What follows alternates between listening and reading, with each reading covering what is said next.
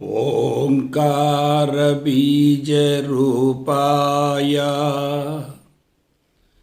सर्वेशाय जगत्पते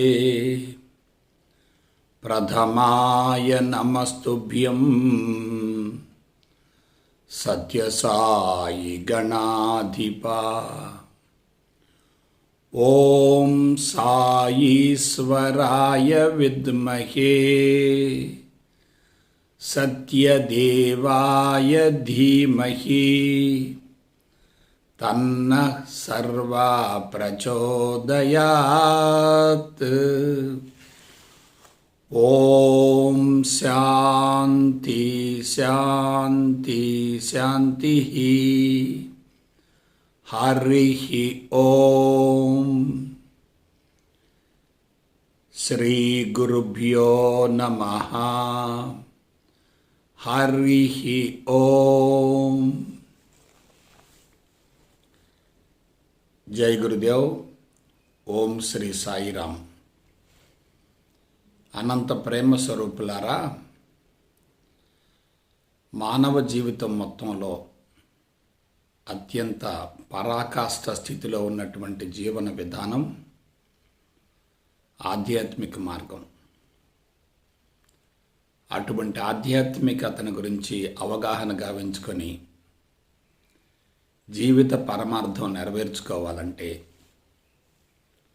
కొన్ని కీలకమైనటువంటి అంశాలను గురించి మీరు స్పష్టతను ఏర్పరచుకోవాలి.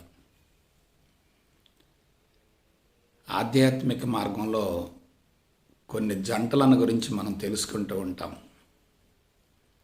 ఆత్మ, అనాత్మ, ఆధారం, ఆధేయం. ఈ విధంగా ఇవన్నీ జంటలుగా ఉంటాయి. అదేవిధంగా మరొక కోణంలో పరిశీలిస్తే ప్రకృతి పురుషుడు, క్షేత్రము క్షేత్రజ్ఞుడు, స్త్రీ పురుషులు వగైరా వగైరా, ఇవన్నీ జంటలుగా ఉంటాయి, కానీ సమానంగా మాత్రం ఉండవు. అయితే వీటన్నిటిలో జీవిత పరమార్థం నెరవేర్చుకోవటానికి మనం తెలుసుకోవలసినటువంటి అంశం ఒకటి ఉంది. అదేమిటంటే సంసారం, సన్యాసం. అలాగే స్థితి, సేవ. సంసారం, సన్యాసం, స్థితి, సేవ. చాలామంది స్థితి ముఖ్యం అనుకుంటారు, మరి కొంతమంది సేవ ముఖ్యం అనుకుంటారు. కొంతమంది సేవలోనే జీవితాన్ని తరింపజేసుకుంటారు, ఎంతో కొంతమేరకు తృప్తిని పొందుతారు. మరి కొంతమంది స్థితిని అందుకోవటం కోసం జీవితాంతం కఠోరంగా సాధన చేస్తూ ఉంటారు. కుటుంబానికి దూరంగా ఉంటారు, ఆశ్రమాల్లో నివసిస్తూ ఉంటారు, ఏకాంత ప్రదేశాలను ఎన్నుకుంటారు, చీకటి గుహలలో ఉంటారు, నిరంతరం ఏకదాటిగా సాధన చేస్తూ ఉంటారు. వాళ్ళ ఉద్దేశం ప్రకారం సంసార జీవితంలో ఉంటే సన్యాసాన్ని అందుకోవటం సాధ్యం కాదని, స్థితికి చేరే అవకాశం లేదనేటటువంటి భావంతో వాళ్ళు ఏం చేస్తారంటే సంసారాన్ని వదిలేసి అసలు సంసార జీవితానికి మళ్ళకుండా ఒంటరి జీవితంలో గడుపుతూ ముక్తి లేక మోక్షం కోసం ఎక్కడో చీకటి గదులలోనో ప్రత్యేకమైన ప్రాంతాలలోనో ఉండి జీవితాంతం సాధన చేస్తూ ఉంటారు. మనం కొన్ని కీలకమైన అంశాలను గురించి లోతుగా అధ్యయనం చేసేటట్లయితే ఆధ్యాత్మిక మార్గం పట్ల స్పష్టత ఏర్పడుతుంది, జీవిత పరమార్థం కూడా నెరవేరుతుంది. సేవ గొప్పదా, స్థితి గొప్పదా? ఆలోచించండి. ఎక్కువ మంది సేవ గొప్పదనుకుంటారు, కొంతమంది స్థితి గొప్పదనుకుంటారు. స్థితిని అందుకోవటం కోసం సేవా కార్యక్రమాల్లో పాల్గొనరు. సేవా కార్యక్రమాల్లో ముమ్మరంగా పాల్గొంటూ స్థితికి చేరాలని ప్రయత్నించరు. అయితే రెండు పాక్షికాలే, రెండు అసంపూర్ణాలే. సేవ అవసరమే, కానీ సేవలోని ఇరుక్కుపోకూడదు. స్థితి చాలా ముఖ్యం, కానీ స్థితే ముఖ్యం అనుకోకూడదు. అదే పరమార్థం అనుకోకూడదు. మరి పరిపూర్ణత్వం అంటే ఏమిటి? స్థితికి చేరాలి. స్థితికి చేరటం కోసం సేవా కార్యక్రమాల్లో తప్పనిసరిగా పాల్గొనాలి. కానీ స్థితిని అందుకునే ప్రయత్నాన్ని మాత్రం విరమించకూడదు. స్థితిని అందుకోకుండా సేవ చేసేటట్లయితే ఆ సేవకు కూడా పరిపూర్ణత్వం చేకూరదు. అందువల్ల సేవ మీద దృష్టి పెట్టినటువంటి వ్యక్తులు స్థితిని అందుకోలేరు. స్థితి ముఖ్యం అనుకున్నటువంటి వ్యక్తులు సేవా కార్యక్రమాల్లో పాల్గొనలేరు. వ్యక్తి మోక్షం ముఖ్యమా, సమాజ మోక్షం ముఖ్యమా? రెండు ముఖ్యమే. సమాజంలో ఉంటూ వ్యక్తి మోక్షం కోసం ప్రయత్నించాలి తప్ప సమాజాన్ని వదిలి వ్యక్తి మోక్షం కోసం ఆరాటపడకూడదు.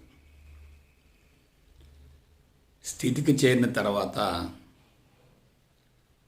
సమాజానికి మన వంతు తప్పనిసరిగా సేవలు చేయాలి. పొందినటువంటి అనుభవాన్ని, అనుభూతిని అందరికీ పంచగలగాలి. అందువల్ల రెండింటినీ సమన్వయం చేసుకోవాలి.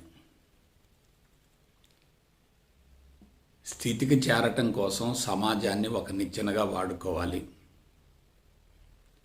స్థితికి చేరిన తర్వాత నువ్వు ఆ స్థితికి చేరటానికి మూలమైనటువంటి, ఆధారమైనటువంటి సమాజాన్ని, సమాజ శ్రేయస్సును విస్మరించకూడదు. అనుభవాన్ని పొందినటువంటి వ్యక్తి మౌనంగా ఉండకూడదు. అనుభవం లేని వ్యక్తి అతిగా మాట్లాడకూడదు, నోరు తెరవకూడదు. అనుభవాన్ని పొందాలి, అందుకోసం కొంతకాలం మాట్లాడాలి. అనుభవాన్ని పొంది పరిపూర్ణత్వం సిద్ధించిన తర్వాత కూడా మాట్లాడాలి. పరిపూర్ణత్వం సిద్ధించకముందు మాట్లాడేటట్లయితే అది అహంకారం నుండి వచ్చేటటువంటి సమాచారం అవుతుంది. స్థితికి చేరిన తర్వాత ప్రపంచానికి మన వంతు విశిష్టమైన సేవలను అందించగలిగితే అది నేను ఏమీ కాను అనేటటువంటి నిరహంకార స్థితి నుండి చేసినటువంటి కార్యక్రమం అవుతుంది. ఇవన్నీ చాలా కీలకమైనటువంటి విషయాలు. ఇటువంటి సూక్ష్మమైనటువంటి విషయాల పట్ల అవగాహన ఉంటేనే ఆధ్యాత్మిక మార్గం సులభతరం అవుతుంది. అందువల్ల సేవ ముఖ్యమే, స్థితి కూడా ముఖ్యమే. స్థితి నుండి సేవ చేయాలి. సేవలో ఇరుక్కుంటే స్థితిని పొందలేరు. స్థితిని పొందిన తర్వాత తప్పనిసరిగా సేవ చేయాలి. అలాగే క్షేత్రము, క్షేత్రజ్ఞుడు అంటున్నాం. క్షేత్రము, క్షేత్రజ్ఞుడు. క్షేత్రం కంటికి కనిపిస్తుంది, క్షేత్రజ్ఞుడు కంటికి కనిపించడు. ప్రకృతి, పురుషుడు అంటున్నాం. ప్రకృతి కనిపిస్తుంది, పురుషుడు కనిపించడు. కాబట్టి కనిపించేది ఒకటి, నడిపించేది మరొకటి. కనిపించేదానికి నడిపించేది ఆధారం అవుతుంది. ఆధారం లేకుండా ఆధేయానికి అవకాశమే లేదు. ఆధేయంలో తప్పనిసరిగా ఆధారం ఉంటుంది, కానీ ఆధారంలో ఆధేయం ఉండదు. అనాత్మలో ఆత్మ ఉంటుంది, కానీ ఆత్మలో అనాత్మ ఉండదు. మరొకసారి సంసారాన్ని గురించి, సన్యాసాన్ని గురించి స్పష్టంగా తెలుసుకుందాం. సంసారంలోనే సన్యాసం ఉంటుంది. సంసారానికి అతీతంగా సన్యాసం లేదు. సన్యాసి సంసారాన్ని ఆధారంగా చేసుకొని స్థితికి చేరగలగాలి. సంసారాన్ని పూర్తిగా విస్మరించి స్థితికి చేరటం సాధ్యం కాదు. ముందు సంసారం, తర్వాతనే సన్యాసం. సంసారం నుండి సన్యాసాన్ని పొందాలి. సంసారాన్ని వ్యతిరేకిస్తూ సన్యాసాన్ని పొందటం సాధ్యం కాదు. సంసారంలో ఇరుక్కుంటే సన్యాసత్వాన్ని పొందలేం. సంసారంలోనే సన్యాసి ఉండాలి. సన్యాసి సంసారంలో కొనసాగుతూనే తన స్థితిని తాను అనుభవిస్తూ ఉండాలి. ఇవన్నీ చాలా సూక్ష్మమైనటువంటి కీలకమైనటువంటి అంశాలు. సృష్టి ముఖ్యమా, సృష్టికర్త ముఖ్యమా? సృష్టి కంటికి కనిపిస్తుంది, సృష్టికర్త కంటికి కనిపించడు. కంటికి కనిపించినటువంటి సృష్టికర్త నుండి కంటికి కనిపించేటటువంటి సృష్టి ఆవిర్భవించింది. సృష్టిలో ఇరుక్కుపోతే సృష్టికర్త యొక్క ఉనికిని గుర్తించలేము. సృష్టికర్తే ముఖ్యం అనుకుంటే సృష్టిని వ్యతిరేకిస్తాం. సృష్టిని వ్యతిరేకిస్తున్నప్పుడు సృష్టికర్త యొక్క ఉనికిని గ్రహించడం చాలా కష్టం కదా. సృష్టిలోనే సృష్టికర్తను చూసుకోగలిగితే ఇక సృష్టికర్త కోసం ప్రత్యేకంగా అన్వేషణ చేయవలసినటువంటి అవసరం ఉండదు కదా. కాబట్టి సన్యాసం, సంసారం రెండు వేరు కాదు. సంసారంలోనే సన్యాసం ఉంది. సంసారాన్ని వ్యతిరేకిస్తూ సన్యాసాన్ని అందుకోవటం సాధ్యం కాదు. శారీరక అవసరాలు తీర్చాలి,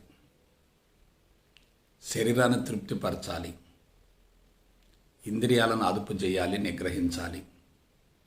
అప్పుడే మనసు ప్రశాంతంగా ఉంటుంది.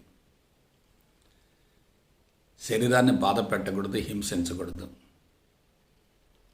ఇంద్రియాలను బలహీనపరచకూడదు, ఉద్రేకపరచకూడదు. బలహీనపరిచిన ప్రమాదమే, ఉద్రేకపరిచిన ప్రమాదమే. ఇంద్రియాలను ఏం చేయాలి? నిగ్రహించాలి. అనుభవించిన వ్యక్తి త్వరగా జయించగలుగుతాడు. అణుచుకున్న వ్యక్తి జయించలేడు. సన్యాసం కోసం సంసారాన్ని బలవంతంగా వదిలిపెట్టి కోరికలను అణుచుకుంటే సన్యాసం లభించే ప్రసక్తి లేదు. అణుచుకోవటం అధమం, అనుభవించటం మధ్యస్థం, జయించటం ఉత్తమం. అసలు పూర్తిగా వదిలివేయటం ఉత్తమోత్తమం. ప్రపంచాన్ని వదిలేయాలంటే ప్రపంచంలో ఉండాలి, ప్రాపంచిక విషయవాంఛలలో పాల్గొంటూ ఉండాలి, జీవిత అనుభవాన్ని పొందుతూ ఉండాలి. ప్రపంచం మాయా అని తెలుసుకోవాలి. తామరాకు మీద నీటి బొట్టులాగా జీవించగలగాలి. ప్రపంచం మాయా అని తెలిసి ప్రపంచంలో జీవిస్తూ ఉంటే ఎలా ఉంటుంది? ప్రపంచమంతా వాస్తవం అనేటటువంటి భావంతో ప్రపంచంలో ఇరుక్కుపోతే ఎలా ఉంటుంది? ఇరుక్కున్న వ్యక్తి బయటపడలేడు కదా. మాయా అని తెలిసి ప్రపంచంలో జీవిస్తూ ఉంటే జీవితం ఒక ఆట అవుతుంది. ప్రపంచం వాస్తవాన్ని పరుగులు పెడుతూ ఉంటే అది పోరాటం అవుతుంది. పోరాటంలో జీవించే వ్యక్తికి మనశ్శాంతి ఉండదు. ఆటలాగా జీవించే వ్యక్తికి అశాంతి ఉండదు. మానవ జీవితంలో అత్యంత కీలకమైనటువంటి అంశం మాతృత్వం అనేటటువంటి యజ్ఞాన్ని సఫలీకృతం గావించటం. ఆ మాతృత్వం అనేటటువంటి యజ్ఞాన్ని సఫలీకృతం గావించడం కోసం ప్రకృతి మానవ జాతికి అనేక రకాల సదుపాయాలను అనుకూలనాలను కలగజేసింది. మాతృత్వం అనేటటువంటి యజ్ఞం నెరవేరిన తర్వాత మనసు ప్రశాంతంగా సంతృప్తిగా ఉంటుంది. సంతృప్తిగా ఉన్న వ్యక్తికి సన్యాసం త్వరగా వస్తుంది. అసంతృప్తిగా ఉన్న వ్యక్తి సన్యాసాన్ని పొందలేడు. అసంతృప్తిగా ఉన్న వ్యక్తి తన అసంతృప్తిని కరిగించుకోవటం కోసం, భర్తీ చేసుకోవటం కోసం ప్రపంచంలో పరుగులు తీస్తూ ఉంటాడు.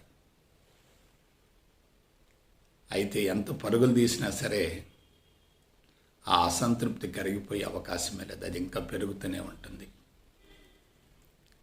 ఎందువల్ల అసంతృప్తికి మూల కారణం అంతరంగమే తప్ప బాహ్య ప్రపంచం కానే కాదు కదా. అంతరంగంలో ఉన్నటువంటి అసంతృప్తిని కరిగించుకోవటం కోసం అంతర్ముఖ ప్రయాణం చేయాలి తప్ప బాహ్యముఖ ప్రయాణంలో ఉంటే ఆ అసంతృప్తి కరిగిపోయే అవకాశం లేదు కదా. శారీరక అవసరాలు తీరాలి, ఇంద్రియాలు తృప్తి పడాలి, మనసు ప్రశాంతంగా ఉండాలి, బుద్ధి సమత్వంలో ఉండాలి, హృదయ మట్టం వికసించాలి, చిత్తమయ కోసం సమూలంగా శుద్ధి కావాలి. అప్పుడే సన్యాసాన్ని అందుకునే అవకాశం ఉంటుంది.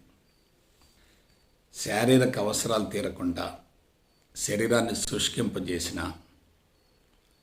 శరీరాన్ని సుఖానికి అలవాటు చేసిన, శారీరక మమకారంతో జీవించిన, దేహాభిమానం ఉన్న అటువంటి వ్యక్తి దేహాన్ని వదిలిపెట్టే అవకాశమే లేదు. శరీరం దృఢంగా ఉండాలి, పటిష్టంగా ఉండాలి, శక్తివంతంగా ఉండాలి, ఆరోగ్యవంతంగా ఉండాలి, కాంతివంతంగా ఉండాలి, తేజోవంతంగా ఉండాలి. శరీరం జీవితాంతం చైతన్యవంతంగా ఉండాలి. అప్పుడు ఇంద్రియాలు ఏమవుతాయి? ఇంద్రియ ఉద్రేకం కూడా తక్కువగా ఉంటుంది. ఇంద్రియాలు బలహీనపడ్డా ప్రమాదమే, ఇంద్రియాలు ఉద్రేకపడ్డా ప్రమాదమే. ఇంద్రియాలను మనం అదుపు చేయాలి, నిగ్రహించాలి, పరిమితంగా ఉపయోగించాలి. అందుకే అణుచుకోవటం కన్నా అనుభవించటం మధ్యస్థం, అనుభవించటం కన్నా జయించటం ఇంకా ఉత్తమం, జయించటం కన్నా వదిలివేయటం ఉత్తమోత్తమం. అణుచుకోవటం అధమం, అనుభవించటం మధ్యస్థం, జయించటం చాలా అవసరం. జయించిన వ్యక్తిలో సంతృప్తి ఉంటుంది. ఆ సంతృప్తి నుండి ఆనందం వస్తుంది.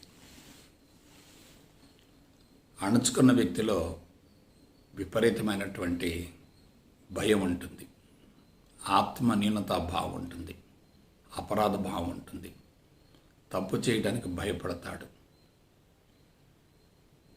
పొరపాటును తప్పు చేస్తే విపరీతంగా మదన పడుతూ ఉంటాడు. అది అనుభవించాలనుకునేటటువంటి వ్యక్తికి విచక్షణ ఉండదు, మూర్ఖుడుగా ఉంటాడు, మూర్ఖత్వంలో ఉంటాడు. మంచి చెడుకు తేడా తెలియకుండా జీవిస్తూ ఉంటే అంతకు మించినటువంటి దురదృష్టం మరొకటి ఏముంటుంది? అదే పశు లక్షణం అవుతుంది, జంతు ప్రవృత్తి అవుతుంది. జంతువులకు వావి వరసలు ఉండవు, విచక్షణ ఉండదు. అవి ఏం చేస్తున్నాయో వాటికి తెలియదు. కానీ భూమండలం మొత్తంలో విచక్షణ ఉన్నటువంటి ఒకే ఒక వ్యక్తి మానవుడు. అందుకే మానవుడికి ఏది మంచి, ఏది చెడు, ఏది ఆచరించాలి, ఏది ఆచరించకూడదు, ఎలా ఉండాలి, ఎలా ఉండకూడదు అనేటటువంటి విషయాలు తప్పనిసరిగా అవగాహన కావాలి. ఇక్కడ స్త్రీ పురుషులిద్దరిని తీసుకోండి, జాతి ఒక్కటే, హోమోసెపిన్స్ అంటారు, హ్యూమన్ బీయింగ్స్ అంటారు. మానవ జాతి ఒక్కటే. ఆ మానవ జాతి 2 వర్గాలకు విభజింపబడుతుంది. ఒక వర్గం స్త్రీలు, మరొక వర్గం పురుషులు. ఇది లింగభేదం, లైంగికపరమైనటువంటి విభజన. శారీరకంగా, మానసికంగా, తత్వరీత్యా, విజ్ఞానపరంగా అన్ని విధాలుగా ఇద్దరిలో కూడా పరస్పర విరుద్ధమైనటువంటి లక్షణాలు ఉంటాయి. జాతి ఒక్కటే, కానీ 2 వర్గాలు ఉంటాయి. ఈ 2 వర్గాల మధ్య సమన్వయం ఉంటే అదే పరిపూర్ణత్వం. ఈ 2 వర్గాల మధ్య సమన్వయం లేకపోతే అదే పాక్షికం. పురుషుడు ఒంటరిగా జీవించలేడు, స్త్రీ ఏకాంతంగా జీవించే అవకాశమే లేదు. పురుషుడి యొక్క అవసరాలను స్త్రీ తీర్చాలి, స్త్రీ అవసరాలను పురుషుడు తీర్చాలి. ఇద్దరు కలిసి సంయుక్తంగా మహోన్నతమైనటువంటి పవిత్రమైనటువంటి యజ్ఞాన్ని నిర్వహించాలి. ఆ యజ్ఞం విజయవంతమైందనుకోండి, జీవిత సంకల్పం నెరవేరినట్లే. యజ్ఞం విజయవంతం కాలేదనుకోండి, జీవిత పరమార్థం నెరవేరే అవకాశమే లేదు. జీవితంలో ఎప్పుడు ఏది జరగాలో అది జరగాలి.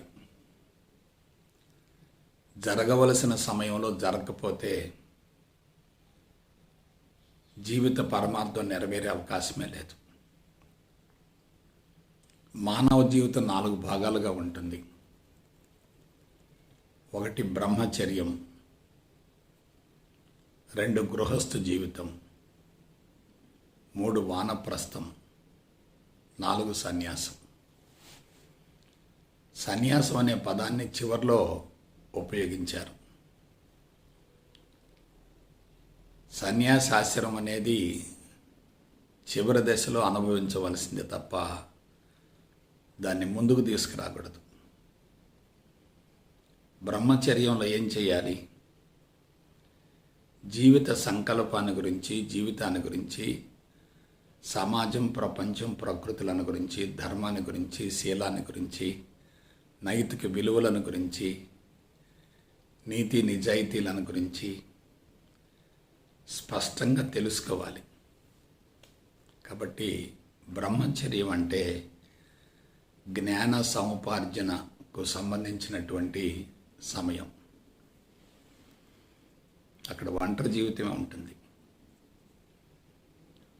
తనకి ఎవరితోనూ ఎటువంటి సంబంధం లేదు. కుటుంబాన్ని గురించినటువంటి ఆలోచనలు కూడా ఉండవు. సంసారాన్ని అనుభవించి సన్యాసంలో జీవించేటటువంటి వ్యక్తి యొక్క మార్గదర్శకంతో ధర్మాన్ని గురించి తెలుసుకోవాలి, జీవిత పరమార్థం గురించి తెలుసుకోవాలి, సంసారాన్ని గురించి, సన్యాసాన్ని గురించి తెలుసుకోవాలి, జీవితాన్ని గురించి తెలుసుకోవాలి, జీవిత పరమార్థం నెరవేర్చుకునేటటువంటి విధానాన్ని గురించి తెలుసుకోవాలి. ఎప్పుడైతే తనను గురించినటువంటి విషయ పరిజ్ఞానం ఉంటుందో, తనను గురించి తాను తెలుసుకోగలుగుతాడో, అదే నిజమైనటువంటి ధర్మం అవుతుంది. తెలుసుకున్న దాన్ని ఆచరించగలిగితే అది స్వధర్మం అవుతుంది. ఆచరించిన దాన్ని 10 మందికి అందించగలిగితే అది పరధర్మం అవుతుంది. అన్ని ధర్మాలను వదిలేస్తే అది పరమధర్మం అవుతుంది. ధర్మం, స్వధర్మం, పరధర్మం, పరమధర్మం. అన్ని ధర్మాలను వదిలేసినప్పుడు అక్కడ ఏముంటుందంటే శూన్యం ఉంటుంది. అదే సన్యాసం అంటే. జీవితాన్ని గురించి ముందు తెలుసుకోవాలి, తెలుసుకున్న దాన్ని ఆచరించాలి. ఆచరించిన తర్వాత అనుభవసారాన్ని ప్రపంచానికి అందించాలి. అంతిమంగా జీవిత ప్రయాణాన్ని సంపూర్ణ స్వేచ్ఛతో ముగించే విధంగా సన్యాసాన్ని ఆచరించాలి. 4వ దశలో అనుభవించవలసినటువంటి సన్యాసాన్ని మొదటి దశకు తీసుకొస్తే ఎట్లా? మొదటి దశది బ్రహ్మచర్యం, 4వ దశ సన్యాసాశ్రమం. బ్రహ్మచర్య ఆశ్రమంలో సన్యాసాన్ని గురించి తెలుసుకోవాలి అంతే. ఆ సన్యాసి దశకు చేరటానికి స్వధర్మాచరణ ఉండాలి. స్వధర్మాచరణ జరిగిన తర్వాత పరధర్మాన్ని గురించి ఆలోచించాలి. పరధర్మం కూడా మాయ అని తెలిసినప్పుడు దాన్ని వదిలేస్తే అదే సన్యాసి దశ అవుతుంది. స్వధర్మాన్ని విస్మరించి పరధర్మానికి వెళ్ళకూడదు. స్వధర్మంలో ఇరుక్కొని పరధర్మాన్ని విస్మరించకూడదు.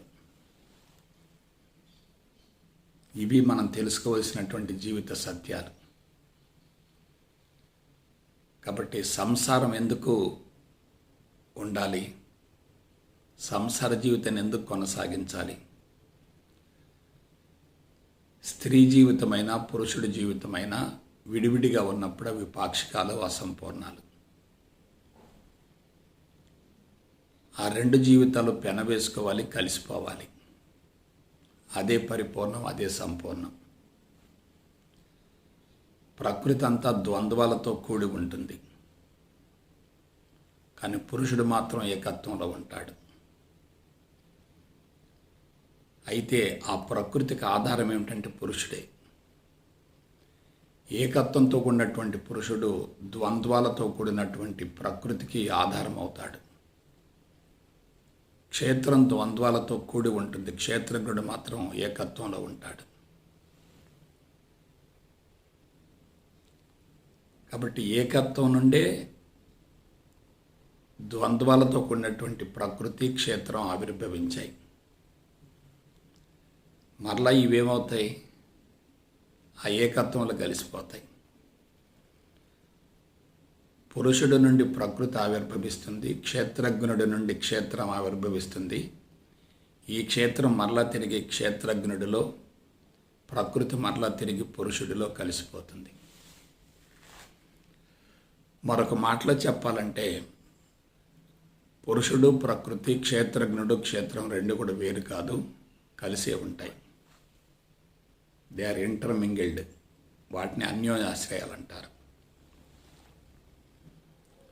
అయితే ప్రకృతి నుండి విడిపోవాలంటే సన్యాసం కావాలి. ప్రకృతిలో ఉండాలి, ప్రకృతిలో ఉన్నటువంటి ఏకత్వాన్ని గుర్తించగలగాలి.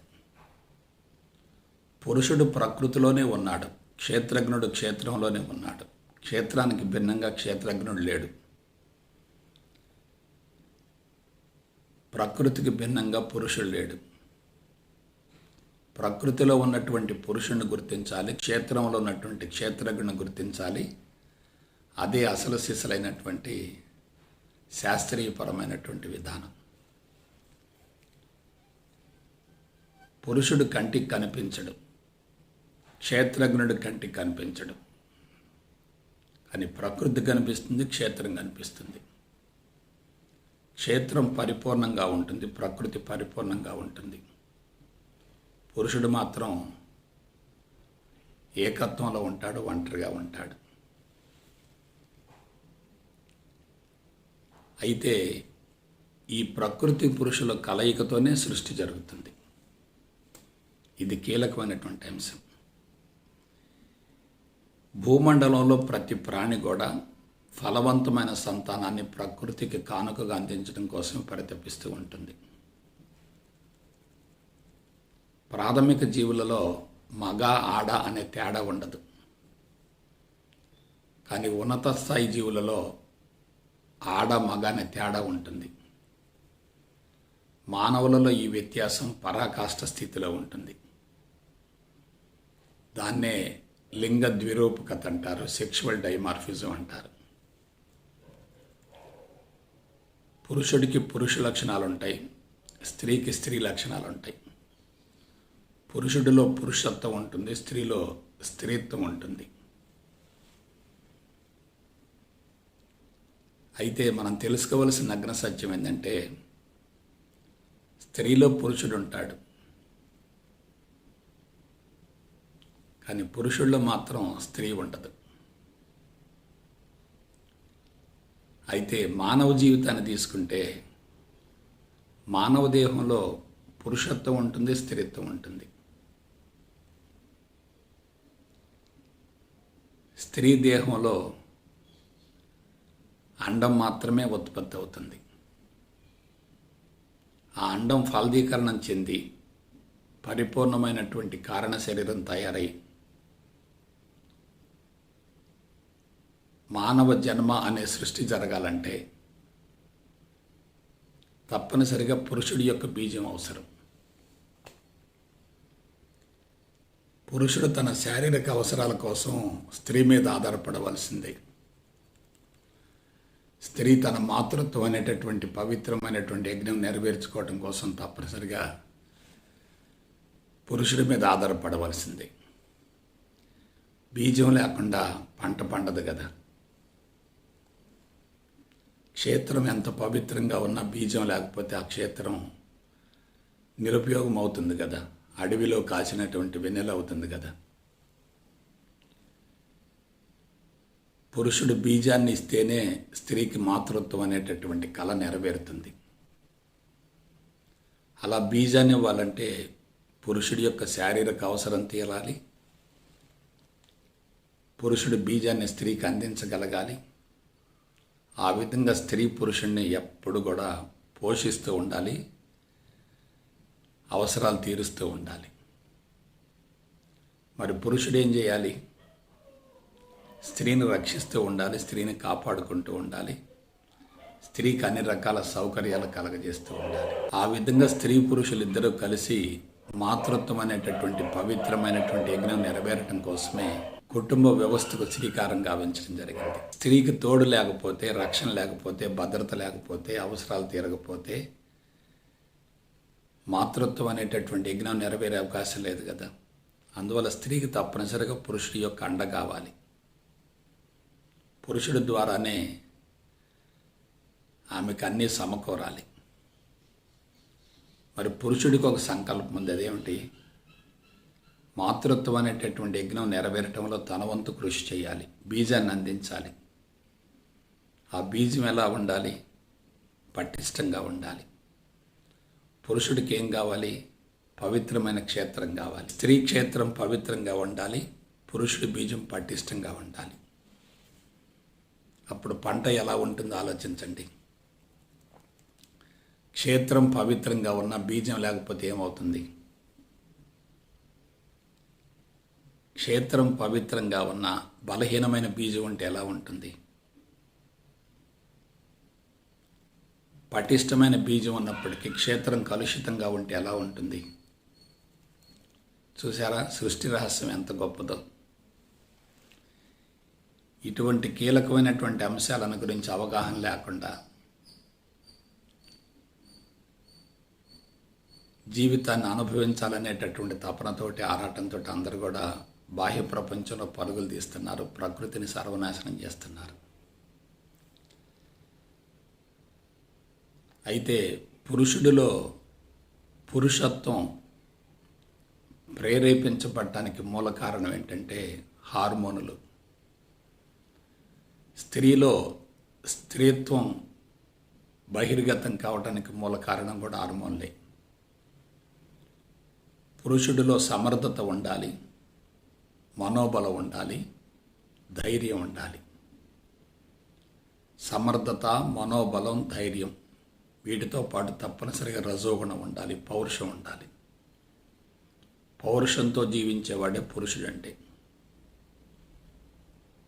పురుషత్వం అంటే పౌరుషమే.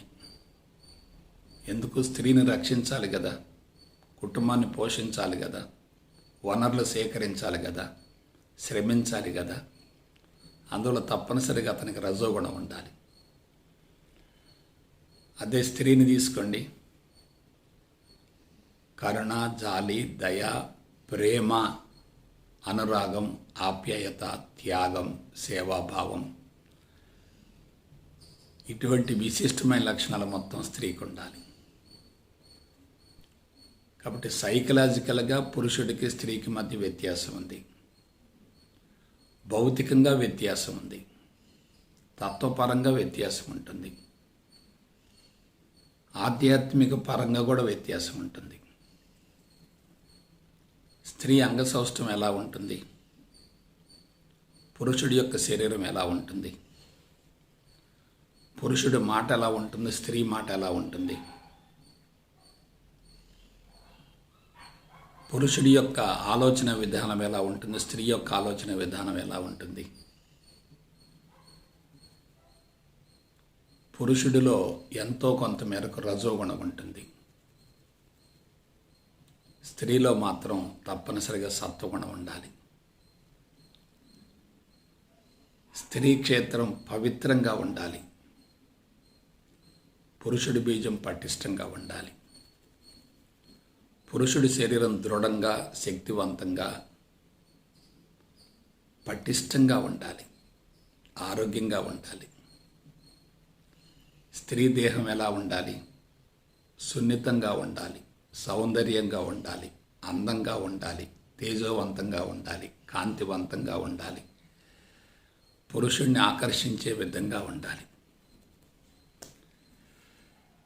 కాబట్టి ఒక పుష్పం ఏ విధంగానైతే తుమ్మెదను ఆకర్షింపవలసి వస్తుందో అదేవిధంగా స్త్రీ కూడా పురుషుని ఆకర్షించే విధంగా తనకి అంగసౌష్ఠవం ఉండాలి, అందం ఉండాలి, ఆరోగ్యం ఉండాలి, అంతరంగ పవిత్రత ఉండాలి, శరీరం తేజోవంతంగా ఉండాలి, కాంతివంతంగా ఉండాలి, సున్నితంగా ఉండాలి, మృదువుగా ఉండాలి, పురుషుణ్ణి ఆకర్షించే విధంగా ఉండాలి. కాబట్టి స్త్రీని పుష్పం అనుకుంటే పురుషుడు తుమ్మెద అవుతాడు. తుమ్మెద మకరందం కోసం పుష్పం మీద వాలుతుంది. ఆ విధంగా పురుషుడు స్త్రీ ఇద్దరు కూడా వేరువేరుగా ఉండటానికి అనువుగా వేరువేరు రకాల హార్మోన్లు ఉత్పత్తి అవుతూ ఉంటాయి. పురుషుడిలో గడ్డం కానీ, మీసాలు కానీ, శరీరం అంతా వెంట్రుకలు కానీ, నడక కానీ, ఆలోచన కానీ, జీవితం కానీ, జీవన విధానం కానీ, మనస్తత్వం కానీ ప్రత్యేకంగా ఉండటానికి వీలుగా ఆ పురుషులలో టెస్టోస్టిరాన్ అనబడేటటువంటి హార్మోన్ ఉత్పత్తి అవుతుంది. అదే స్త్రీని తీసుకోండి, ఆమెకి చర్మం సున్నితంగా, మృదువుగా, తేజోవంతంగా, కాంతివంతంగా, శరీరం అందంగా, అంగసౌష్ఠవంతో, నడక కానీ, భాష కానీ, ఆలోచన విధానం కానీ అన్ని విధాల పురుషుడిని ఆకర్షించే విధంగా ఉండాలంటే ఆమెలో ఒక హార్మోన్ ఉత్పత్తి అవుతుంది. అదేమిటంటే ఈస్ట్రోజన్. పురుషుడికి జీవితం సాఫీగా కొనసాగినట్లుగా అనిపిస్తుంది, కానీ స్త్రీలలో మాత్రం 3 దశలు ఉంటాయి. ప్రత్యుత్పత్తి అవయవాలు పరిపక్వం చెందటానికి ముందు కాలం, రెండవది ప్రత్యుత్పత్తి కాలం, రిప్రొడక్టివ్ పీరియడ్, ప్రత్యుత్పత్తి ముగిసిన తర్వాత కాలం. పురుషుడిలో కూడా ఈ 3 దశలు ఉంటాయి. లైంగిక పరిణతికి ముందు కాలం, లైంగిక వాంఛలు తీర్చుకునే కాలం, లైంగిక వాంఛ ముగిసిన కాలం. అయితే ఒక కీలకమైన విషయం ఏంటంటే పురుషుడిలో టెస్టోస్టెరాన్తో పాటుగా ఈస్ట్రోజన్ కూడా ఉంటుంది ఎంతో కొంత మోతాదులో. కానీ స్త్రీలలో మాత్రం ఈస్ట్రోజన్ ఎక్కువగా ఉంటుంది, టెస్టోస్టెరాన్కి అవకాశం లేదు, అది ఉన్న నామమాత్రంగా ఉంటుంది. పురుషుల యొక్క లైంగిక అవయవాలు తీసేసామనుకోండి, టెస్టోస్టెరాన్ ఉత్పత్తి ఆగిపోతుంది. అప్పుడు ఈస్ట్రోజన్ యొక్క ఉత్పత్తి పెరిగి పురుషులలో స్త్రీ లక్షణాలు వస్తాయి. అదే స్త్రీలలో బీజకోశాలు తీసేసామనుకోండి, పురుషుడి లక్షణాలు రావు. పురుషులను అర్ధనారీశ్వర్లు అంటారు. అంటే ఏంటి? పురుషత్వం ఉంటుంది, స్త్రీత్వం ఉంటుంది. కానీ స్త్రీలలో మాత్రం స్త్రీత్వం మాత్రమే ఉంటుంది. అదే మాతృత్వానికి బలమైనటువంటి పునాది అవుతుంది. అలాగే పురుషులలో 23 క్రోమోజోములు ఉంటాయి, స్త్రీలలో 23 క్రోమోజోములు ఉంటాయి. పురుషులలో 22 క్రోమోజోములతో పాటు Y క్రోమోజోమ్ కూడా ఉంటుంది. స్త్రీలలో 22 క్రోమోజోములతో పాటు X క్రోమోజోమ్ ఉంటుంది. పురుషుడి యొక్క Y క్రోమోజోమ్, స్త్రీ యొక్క X క్రోమోజోమ్ రెండు కలిస్తేనే పరిపూర్ణమైన బీజం ఏర్పడుతుంది. అంటే పురుషులలో Y క్రోమోజోమ్తో పాటు X ఉంటుంది, స్త్రీలలో X క్రోమోజోమ్తో పాటు మరొక X క్రోమోజోమ్ ఉంటుంది తప్ప Y క్రోమోజోమ్ ఉండదు. అంటే పురుషులలో స్త్రీత్వం ఉంటుంది, స్త్రీలలో పురుషత్వం ఉండదు. ఈ X క్రోమోజోమ్ Y క్రోమోజోముల ద్వారా ద్వితీయ లైంగిక లక్షణాలు ఏర్పడతాయి. అలాగే పురుషుడి యొక్క వేషధారణ, స్త్రీల యొక్క వేషధారణ వేరువేరుగా ఉంటాయి. స్త్రీ అందానికి, అంగసౌష్ఠవానికి, శరీరం కాంతివంతంగా, తేజోవంతంగా, కళకళలాడుతూ మంగళకరంగా ఉండటానికి అనువుగా అలంకరించుకుంటుంది.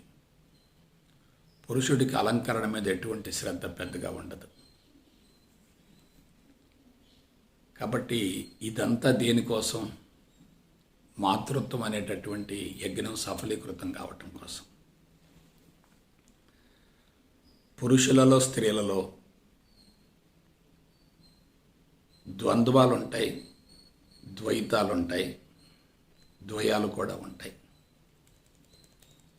ద్వంద్వాలంటే పరస్పర విరుద్ధమైనటువంటి అంశాలు. ద్వైతం అంటే ఒకటి చిన్నదిగా మరొకటి పెద్దదిగా ఉండటం. ద్వయం అంటే రెండు సమాన స్థాయిలో ఉండటం. ఇక్కడ స్త్రీలలో 23 క్రోమోజోములు ఉంటాయి, పురుషులలో 23 క్రోమోజోములు ఉంటాయి. అదే ద్వయం. 23 + 23 కలిస్తేనే 46 క్రోమోజోములు అవుతాయి. అదే పరిపూర్ణమైనటువంటి కారణ శరీరం. కానీ పురుషుడిలో Y క్రోమోజోమ్ ఉంటుంది, దానితో పాటు X క్రోమోజోమ్ ఉంటుంది. స్త్రీలలో మాత్రం 2 X క్రోమోజోములే ఉంటాయి. అక్కడేమవుతుంది? పురుషుడిలో 2 రకాల శుక్రకణాలు ఉత్పత్తి అవుతాయి,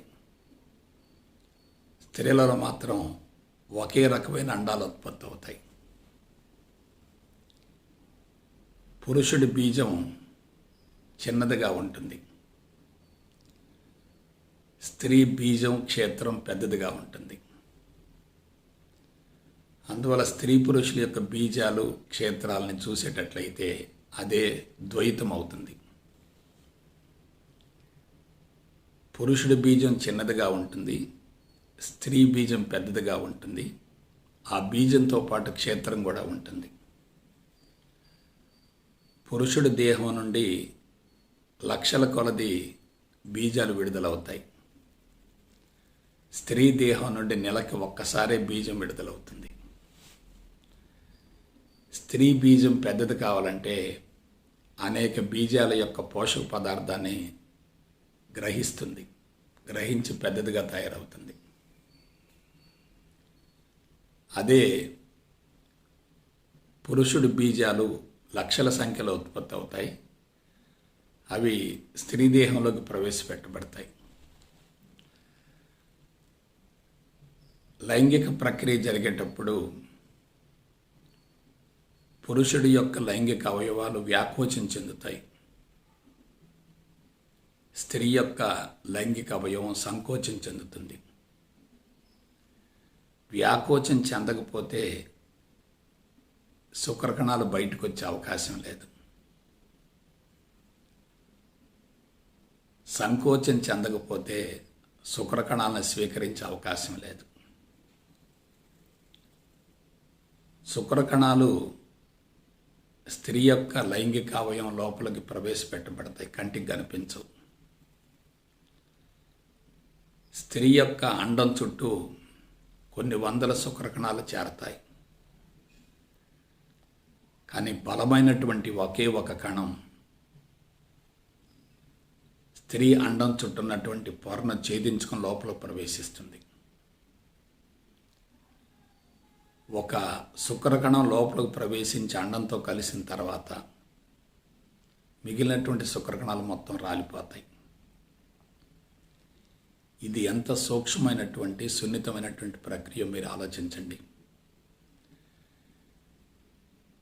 స్త్రీ జీవితం కానీ పురుషుడి జీవితం కానీ మాతృత్వం అనేటటువంటి పవిత్రమైనటువంటి యజ్ఞం సఫలీకృతం కావటం కోసం మాత్రమే కేటాయించబడ్డాయి తప్ప అనవసర ప్రాపంచిక సమాచారాన్ని స్వీకరించడం కోసం కానే కాదు. పురుషుడికి లైంగిక పటుత్వం ఎప్పుడు కోల్పోవటం జరుగుతుందంటే మనసు కలుషితమైనప్పుడు, నాడీ వ్యవస్థ బలహీనపడితే హార్మోన్ వ్యవస్థ బలహీనపడుతుంది. హార్మోన్ వ్యవస్థ బలహీనపడితే రక్షక వ్యవస్థ కూడా బలహీనపడుతుంది. స్త్రీ మనసు కలుషితమైందనుకోండి, స్త్రీ క్షేత్రం కూడా కలుషితం అవుతుంది. క్షేత్రం కలుషితమైతే స్త్రీ దేహంలో విడుదలయ్యేటటువంటి అండం బలహీనంగా ఉంటే మాతృత్వం అనేటటువంటి పవిత్రమైన యజ్ఞం సఫలీకృతమయ్యే అవకాశం లేదు కదా. కాబట్టి ద్వైతం లోపలే ఉంది, ద్వయం లోపలే ఉంది, ద్వంద్వం కూడా లోపలే ఉంది. ద్వైతం అంటే ఏమిటి? ఒకటి చిన్నది, మరొకటి పెద్దదిగా ఉండటం. పురుషుడి యొక్క శుక్రకణం చిన్నదిగా ఉంటుంది, స్త్రీ యొక్క అండం పెద్దదిగా ఉంటుంది. పురుషుడికి క్షేత్రం యొక్క అవసరం ఉండదు. స్త్రీకి భవిష్యత్తులో బిడ్డను తయారు చేయడానికి తప్పనిసరిగా పెద్ద క్షేత్రం అవసరం. అక్కడ పురుషుడు స్త్రీలు ఇద్దరు కూడా ద్వైతాన్ని ప్రదర్శిస్తారు. ఇక ద్వయం అంటే ఏమిటి? సమాన స్థాయిలో ఉండటం. పురుషుడిలో 23 క్రోమోజోములతో కూడినటువంటి శుక్రకణం ఉంటుంది, స్త్రీలో 23 క్రోమోజోమ్తో ఉన్నటువంటి అండం ఉంటుంది. కాబట్టి 23, 23, 46 ఉంటేనే పరిపూర్ణమైన కారణ శరీరం అవుతుంది. ఇకపోతే పురుషుడిలో XY క్రోమోజోములు ఉంటాయి, స్త్రీలో X క్రోమోజోములు మాత్రమే ఉంటాయి. అంటే ఏమిటి? అక్కడ క్రోమోజోముల సంఖ్య ఒకే రకంగా ఉన్నప్పటికీ క్రోమోజోముల యొక్క స్వభావంలో స్వరూపంలో తేడా ఉంది. అలాగే స్త్రీ యొక్క అంగసౌష్ఠవం ఒక రకంగా ఉంటుంది, పురుషుడి యొక్క శరీరం మరొక రకంగా ఉంటుంది.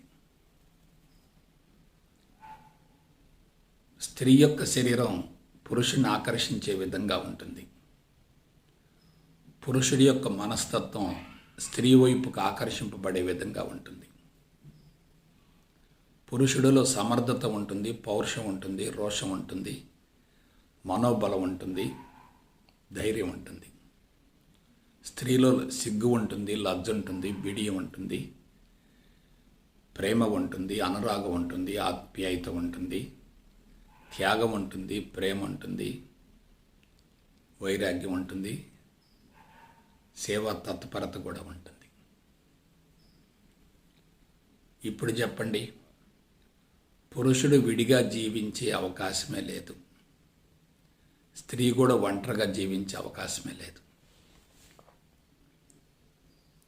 కాబట్టి స్త్రీ కానీ పురుషుడు కానీ ఇద్దరు వేరువేరుగా ఉన్నప్పుడు అది పాక్షికత అవుతుంది, అసంపూర్ణమవుతుంది, అర్ధభాగం అవుతుంది. ఇద్దరు కలిసి జీవిస్తూ ఉంటే అది పరిపూర్ణమవుతుంది. కాబట్టి సంసారం పరిపూర్ణమా, సన్యాసం పరిపూర్ణమా? సంసారమే పరిపూర్ణం, సన్యాసం పాక్షికం. కానీ ఇద్దరు విడివిడిగా జీవిస్తున్నప్పుడు సన్యాసంగానే ఉంటారు. కానీ శారీరక అవసరాలు తీరకుండా సన్యాసం అందుకునే అవకాశమే లేదు. ఆ శారీరక అవసరాలు తీరాలంటే ఇద్దరు కలిసిపోవాలి, రెండు దేహాలు పెనవేసుకోవాలి, రెండు మనసులు కలిసిపోవాలి, రెండు బుద్ధులు కలిసిపోవాలి, రెండు హృదయాలు కలిసిపోవాలి, రెండు ఆత్మలు కలిసిపోవాలి. పురుషుడు బీజాన్ని విడుదల చేయాలంటే అపారమైన శక్తిని కోల్పోతాడు. స్త్రీ క్షేత్రాన్ని అందుకోవటం కోసం పురుషుడిని ఆకర్షించి అతని యొక్క బీజాన్ని పొందటం కోసం విపరీతంగా మాతృత్వం అనేటటువంటి యజ్ఞం కోసం ప్రయత్నిస్తుంది, పరితపిస్తుంది. మాతృత్వం అనేటటువంటి యజ్ఞం నెరవేరకపోతే స్త్రీ జీవితం నిర్వీర్యమవుతుంది. కాబట్టి ఏ కోణం నుండి ఆలోచించినా సంసారం చాలా గొప్పది. సన్యాసం అనేది పాక్షికం. కానీ బ్రహ్మచర్యంలో ఇద్దరు కూడా ఒంటరిగా ఉండాలి.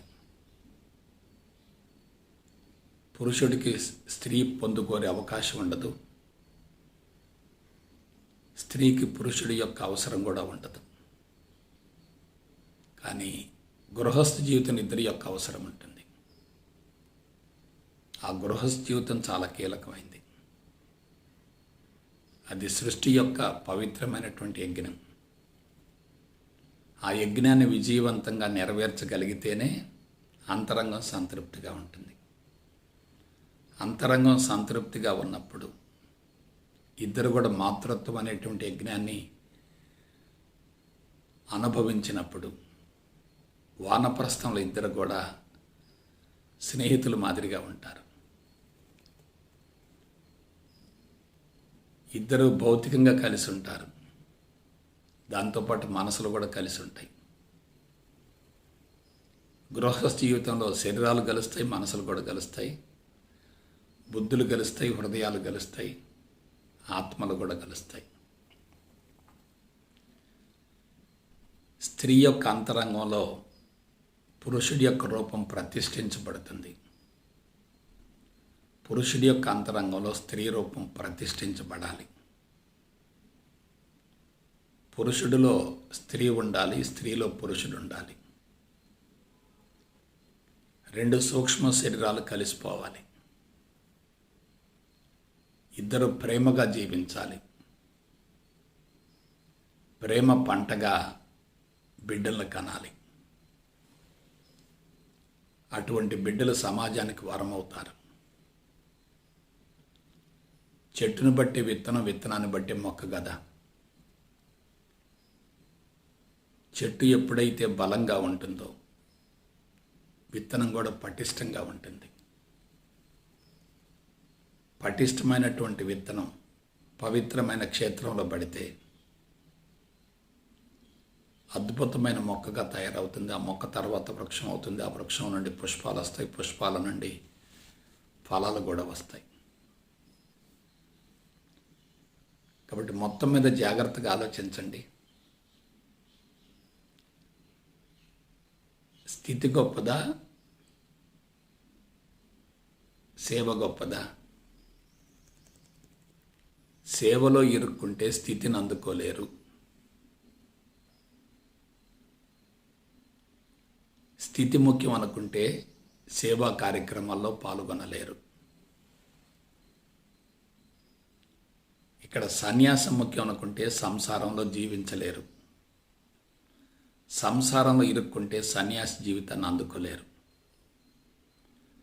సంసార జీవితం ఎందుకు? మాతృత్వం అనేటువంటి యజ్ఞం సఫలీకృతం కావటం కోసమే కదా. అది సఫలీకృతం అయిన తర్వాత ఇద్దరు కలిసి ఉంటారు, కానీ శరీరాలు కలవు కదా, అవసరం లేదు కదా, లైంగిక వాంఛ తగ్గిపోతుంది కదా. లైంగిక వాంఛ పూర్తిగా కరిగిపోయింది అనుకోండి, ఇద్దరు సంపూర్ణ స్వేచ్ఛతో జీవితాన్ని గడుపుతూ అదేవిధంగా జీవితాన్ని ముగించవచ్చు కదా. అదే సన్యాసం కదా. కాబట్టి సంసారం నుండి సన్యాసం రావాలి. సంసారం లేకుండా సన్యాసం రాదు, సంసారంలో ఇరుక్కున్న సన్యాసం రాదు.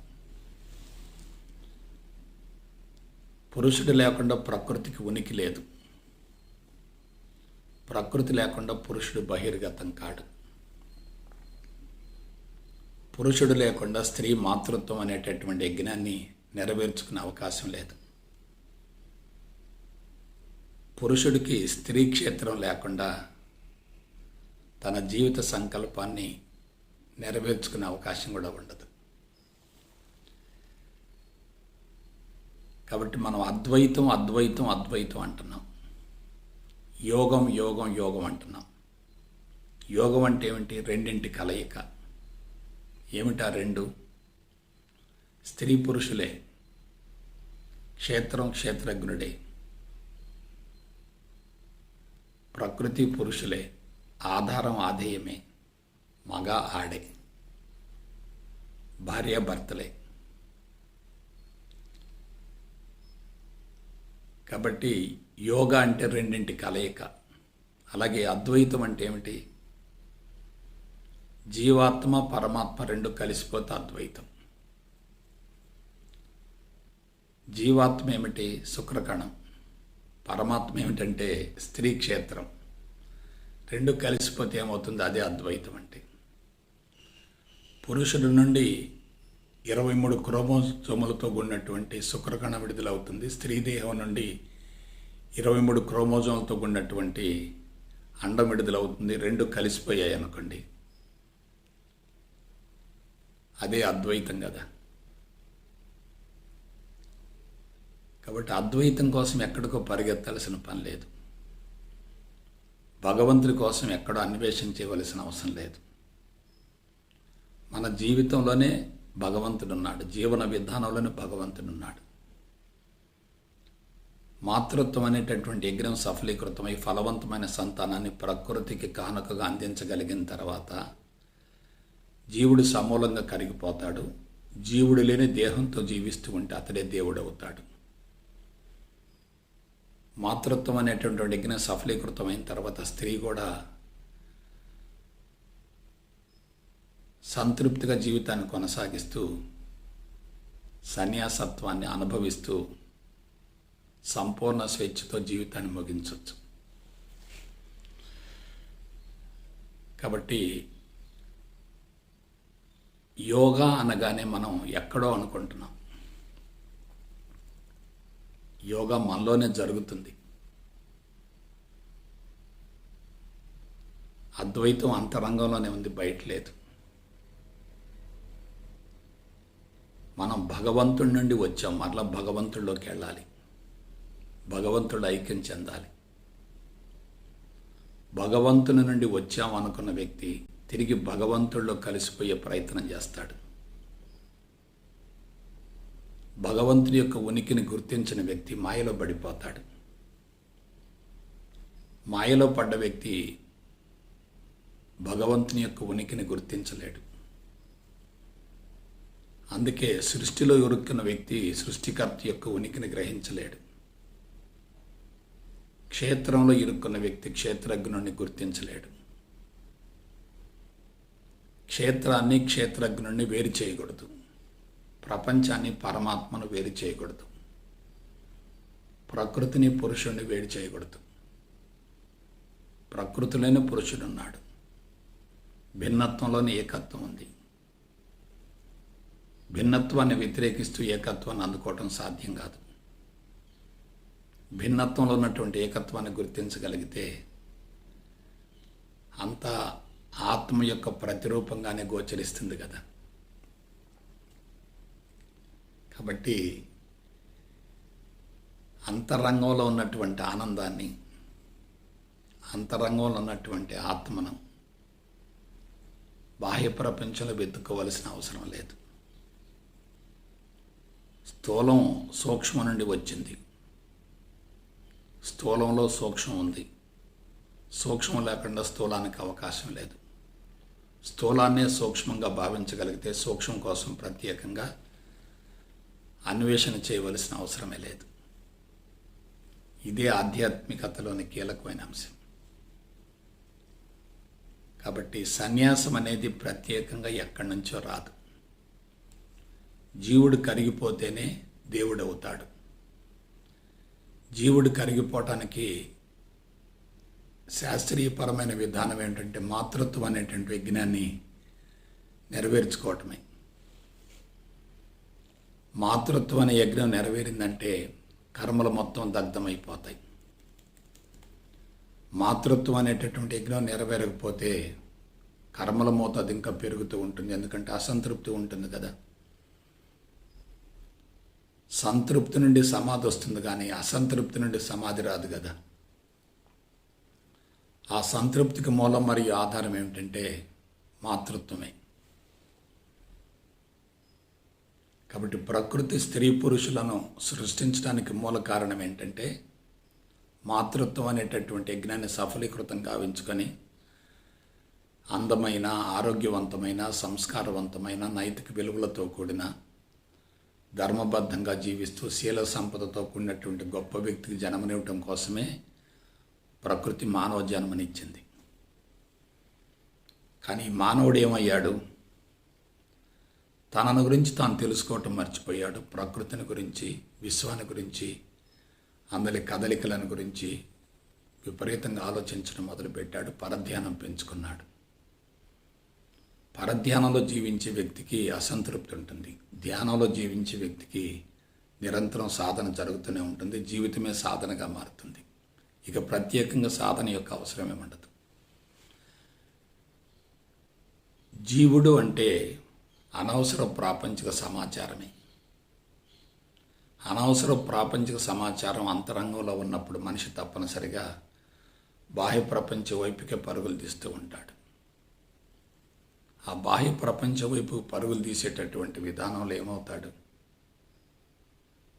బంధాలను పెంచుకుంటాడు, మోహాన్ని పెంచుకుంటాడు, రాగద్వేషాలను పెంచుకుంటాడు. అరిషడ్ వర్గాలు ప్రకోపిస్తాయి. మానవత్వం బలహీనపడుతుంది, దానవత్వం ప్రకోపిస్తుంది. మనిషి ఆ విధంగా దానవుడిగా మారతాడు. మానవత్వం మాధవత్వానికి మళ్ళాలి తప్ప దానవత్వానికి మళ్ళకూడదు కదా. కాబట్టి ప్రేమాత్మ స్వరూపులారా, అంతరంగంలోనే అంతా ఉంది అనేటటువంటి విషయాన్ని అనుభవంలోకి పొంది జీవిత పరమార్థం నెరవేర్చుకునే ప్రయత్నం చేయండి. భగవంతుడి కోసం ఎక్కడో వెతకండి, పరితపించకండి, ఆరాటపడకండి. నీవే సాక్షాత్తు భగవంతుడవు. ఈ అంశాన్ని అనుభవంలోకి పొందటం కోసం చక్కటి ప్రణాళికతో ముందుకెళ్తారని మనస వాచ కర్మణ కోరుకుంటూ సెలవు తీసుకుంటా. జై గురుదేవ్, జై గురుదేవ్, జై గురుదేవ్.